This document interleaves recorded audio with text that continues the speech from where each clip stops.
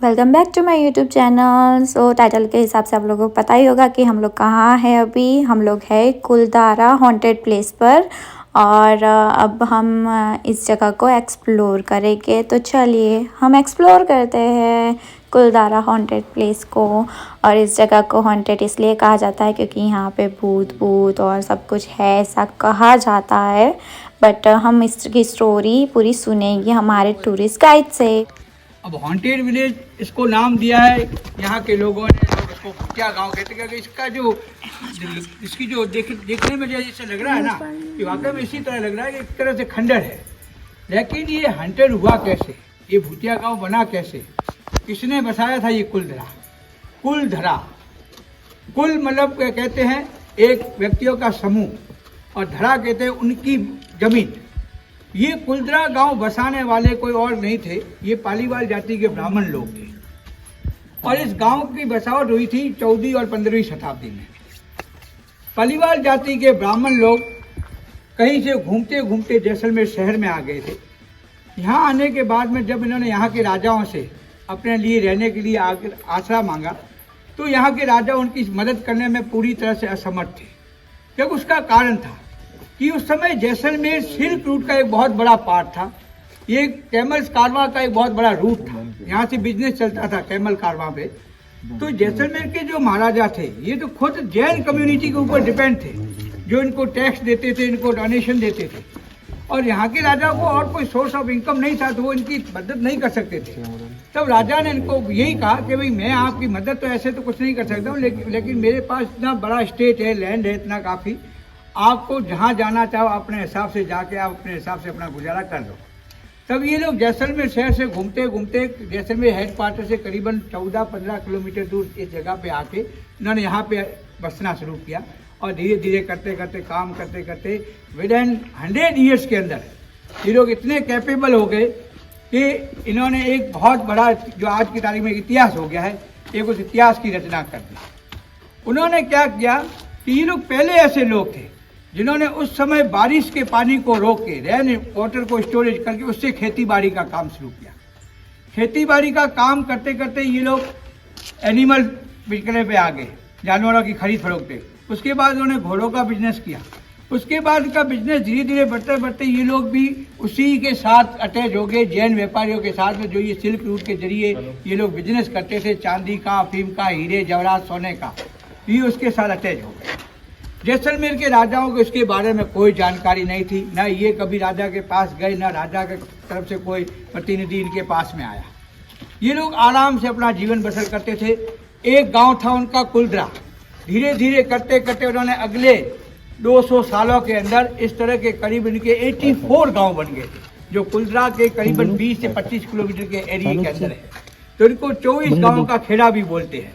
तो इन 24 गाँवों के अंदर इनकी करीबन 10 से 12 हजार की आबादी निवास करती थी। अब ये गांव राजाओं के नोटिस में कैसे आया और इनका पतन की कहानी कहां से शुरू हुई, तो ये बात है 18th सेंचुरी की। 18th सेंचुरी में जैसलमेर के जो महाराजा थे उनकी शादी हुई थी उदयपुर महाराजा की डॉटर के साथ में। उस समय उदयपुर महाराजा के 2 डॉटर थी, एक की शादी बीकानेर राजा के साथ में, एक की जैसलमेर राजा के साथ में। अब उस समय ये राजस्थान छोटी छोटी स्टेट में डिवाइड था, तो जैसलमेर उनमें से सबसे एक पुअर स्टेट थी, गरीब स्टेट थी। इनके पास ना पैसा नहीं था। और राजशाही जो शादी होती है राज परिवार की, वो शाही शादी होती है, उसमें इनको मतलब बहुत दिखाना बहुत पड़ता है।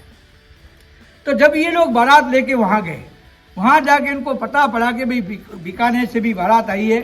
और इनमें रिवाज होता है कि शादी करने के बाद में ये लोग शोबाजी के लिए ये लोग कई सारे सोने चांदी के सिक्कों को उछालते हैं, बारिश करते हैं उसकी। अब जैसलमेर दरबार के पास, राजा के पास इतना पैसा था नहीं। अब उनको ये डर लगने लगा कि बीकानेर के दरबार के आगे हमारी इमेज थोड़ी डाउन हो जाएगी, अब क्या करें। तो उस समय उनकी जो शादी के अंदर यहाँ के कई व्यापारी लोग भी साथ में गए थे, जिनका उदयपुर के व्यापारियों के साथ में लेन देन चलता रहता था, क्योंकि वो व्यापारी भी इनके साथ में काम करते थे। तब उन्होंने कहा कि कोई चिंता की बात नहीं, अपन यहाँ से कुछ उधार ले लेंगे। इस चक्कर में उन्होंने उदयपुर दरबार के राजाओं से, व्यापारियों से बात की, और उन्होंने वहाँ से खूब सारा क्रेडिट उठा लिया। और उनको यहाँ के राजा के नाम की, जो पहले के जमाने जैसे आज चेक चलता है, उस समय हुंडी चलती थी, तो उन्होंने ये हुंडिया साइन करके उनको दे दी और बोला कि हम 2 महीने 3 महीने के बाद में जब भी आएंगे जैसलमेर, आप हमारा जो आपको आज जो हमने जो चीज़ आपको दिया है वो आप हमको वापस रिटर्न करवा देना। तो उन्होंने कहा ठीक है। और बड़े अच्छे से शादी हो गई, वाह भाई लूट ली। शादी होने के बाद जब ये लोग वापस यहाँ आए तो उसके करीबन 2 महीने बाद में वो उदयपुर के जो व्यापारी थे वो जैसलमेर आए और उन्होंने राजा के सामने अपनी वो डिमांड रखी, भाई हमको जो आपको हमने जो चीज़ दी थी अब हमको वापस दिलाइए। तब राजा ने क्या किया कि अपना एक प्रधानमंत्री था जिसको दीवान बोलते थे, उसका नाम था सालिम सिंह। अब इतिहास में उसको जालिम सिंह के नाम से जाना जाता है क्योंकि वो उसका नेचर ऐसा था, एकदम क्रूर प्रकृति का था, अत्याचारी आदमी था। तो राजा ने उस दीवान को उनके व्यापारियों के साथ भेज दिया, अपना एक लेटर बना के कि ये उनको दिखा देना और उनको जो चीज़ चाहिए इनको दे देना, दिलवा देना। जब वो व्यापारियों के साथ में दीवान यहाँ आया और पहली बार राजा का लेटर उनको यहाँ के लोगों को बताया कि भाई राजा को आपसे कुछ मदद चाहिए और ये उन्होंने ये चिट्ठी लिख के भेजी है। और वो चिट्ठी के अंदर उन्होंने पढ़ी तो ये सारे गांव के जो लोग थे, पलीवाल जाति के लोग, ये बेसिकली ब्राह्मण लोग थे और धार्मिक लोग थे। इनके मन में कोई प्रकार का छल कपट कुछ नहीं था। पहली बार अपने से अपने राजा ने जो डिमांड रखी है उनसे, तो उन्होंने को ये बड़े वो भावुक हो गए, उनको आंखों में आंसू आ गए और उन्होंने यही कहा कि भाई पहली बार हमारे राजा ने हमसे कुछ मांगा है। में इधर की तरफ एक तालाब है वहाँ पे जहाँ पानी भरा रहता कि ये रेन पानी स्टोरेज करते थे, उस तालाब के अंदर पीने के पानी वहाँ लेते। तो वहाँ इस समय गाँव की औरतें होती तो उनका पनघट लगता था, 10-10, 12-12 औरतें साथ में जाती थी, 2-2, 3-3 घड़े लेके पानी लेने के लिए। तो उस समय जब वो नदी के आसपास घूम रहा था तब उस समय यहाँ का जो मुखिया था उसकी एक छोटी लड़की थी, उसकी उम्र थी मात्र 10 से 12 साल की, बहुत निहायत खूबसूरत लड़की थी। अब इसने उसको वहाँ देखा और उसने उसको देखते इसने कह दिया कि भाई मेरे को तो इसके साथ शादी करनी है। अब उस समय उस दीवान सालिम सिंह की उम्र होगी कम से कम 50 से ज़्यादा, वो 8-10-12 साल की लड़की। तब उन्होंने उसका प्रस्ताव ठुकरा दिया गाँव वाला ने कि नहीं ये हो नहीं सकता है। ठीक है, उसके बाद में 2-4 दिन इसने फिर परेशान करना शुरू किया।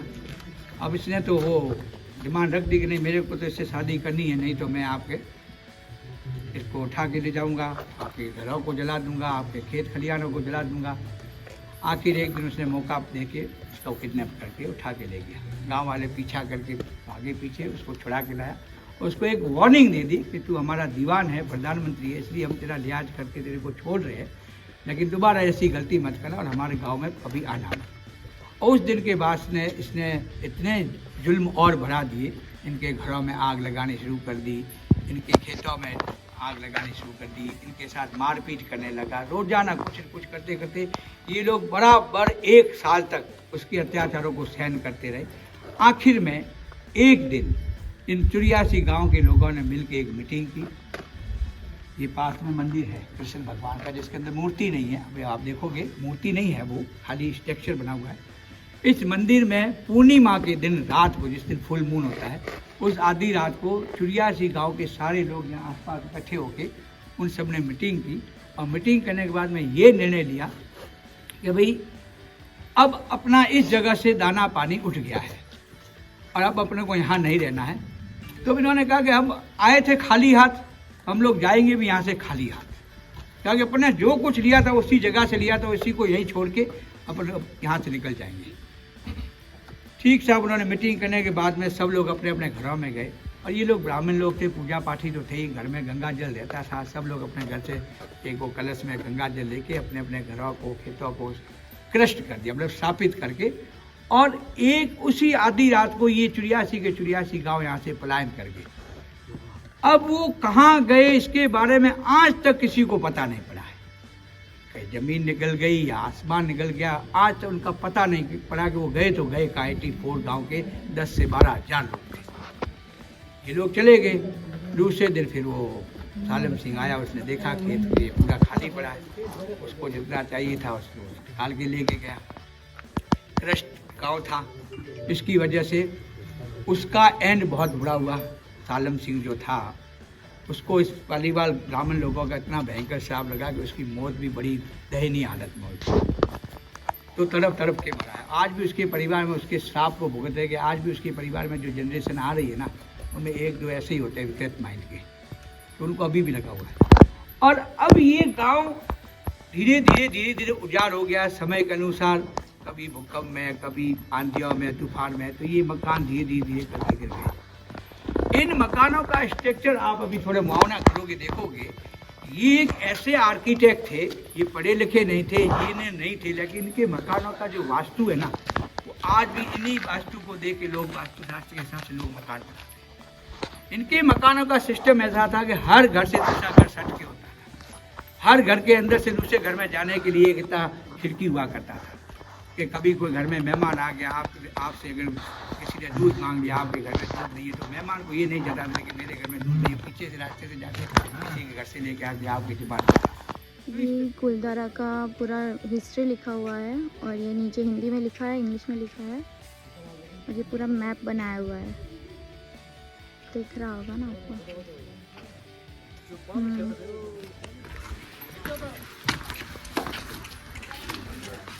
बोलना पड़ेगा। मस्त स्ट्रक्चर है ये, जैसे आगे देखो अब इनका आर्किटेक्ट देखिए, जैसे ये मेन एंट्रेंस गेट हुआ। अब आज के समय में क्या होता है, लेफ्ट साइड में सीढ़ियाँ होती है जो शुभ होती है, कभी भी राइट साइड में नहीं होती है, तो यहाँ भी वही देख लीजिए आप।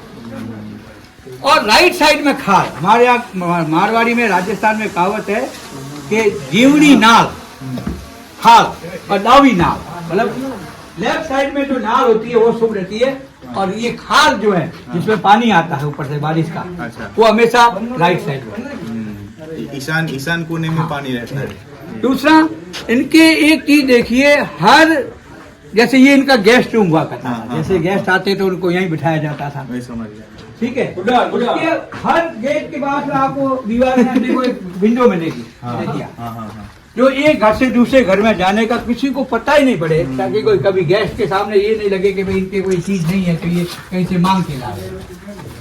उसके अलावा अंदर जब आप आओगे, ये सामने एक तरफ देखो,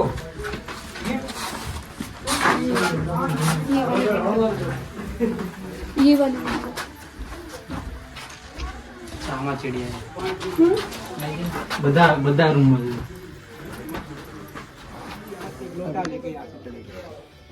तो राजस्थान के आर्कियोलॉजिकल डिपार्टमेंट ने यहाँ पे कोई रिसर्च ऐसा कुछ कंडक्ट करा है? अभी तक चल रहा है काम।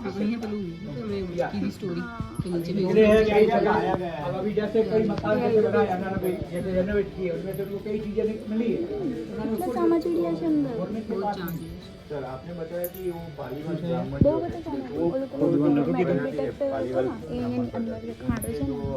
सो आज हम लोग अभी है कुलधारा हॉन्टेड विलेज, जिसे भूतों का विलेज भी कहा जाता है, बट थियोरीज अलग अलग है यहाँ की, जो ऑलरेडी मैंने मेंशन करके रखी है, जो हमारे गाइड है जिन्होंने हमें पूरी उनकी स्टोरी कही है।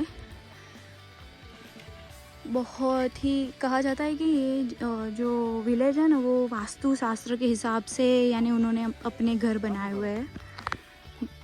और आजकल तो सारे लोग ना स्पिरिचुअलिटी और वास्तु शास्त्र सब में बहुत ही ज़्यादा बिलीव करते हैं, मैंने देखा है। तो बहुत आजकल बहुत ज़्यादा ही सब लोग मानने लगे हैं हर एक चीज़ को। तो समझ दिखाती हूँ आपको।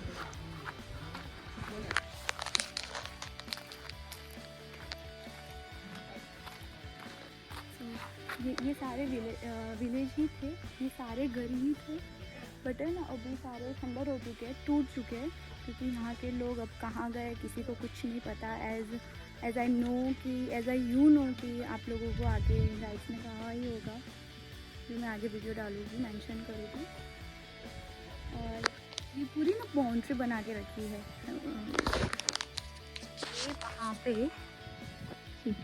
वहाँ से जूम किया मैंने, और वहाँ पूरी बाउंड्री बना दी है गवर्नमेंट ने, और वहाँ पे पूरी प्रॉपर दिख रही होगी वहाँ पे। ये पूरा जो गांव है वो यानी श्रापित गांव है, ये जो पूरा गांव है वो श्रापित गांव है। ऐसा कहा हमें कि यहाँ के जो लोग थे जिन्हें मजबूरन यहाँ से जाना पड़ा, तो वो यहाँ पे ये इस गांव को श्राप देकर गए हैं। अलग ही होता है ना, अपने घर को छोड़ना कितना डिफ़िकल्ट होता है।